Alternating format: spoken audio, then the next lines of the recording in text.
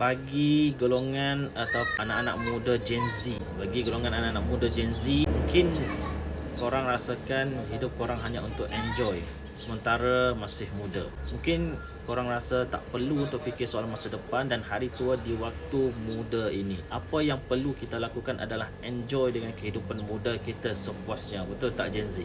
Sebelum tu save dulu video ini untuk rujukan. Tapi tahukah korang, pemikiran begini sebenarnya akan merosakkan masa depan korang. Ramai yang tak ada kecemasan, dana deposit rumah, dana perkahwinan ataupun dana persaraan. Sedangkan waktu muda inilah waktu terbaik untuk korang mulakan simpanan untuk masa depan. Sebenarnya ramai orang tidak boleh untuk lihat duit. Bila kita tengok wang, kita akan fikir untuk berbelanja.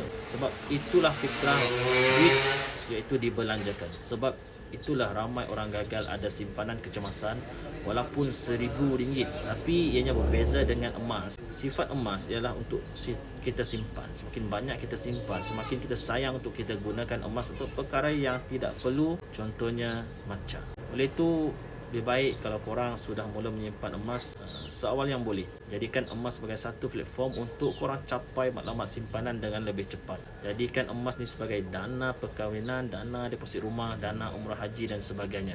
Jadi untuk Gen Z sekalian, janganlah kita terlalu leka dan apa, tapi hiduplah sederhana di hari muda agar korang dapat nikmati hidup yang sebenar di hari tua kelak.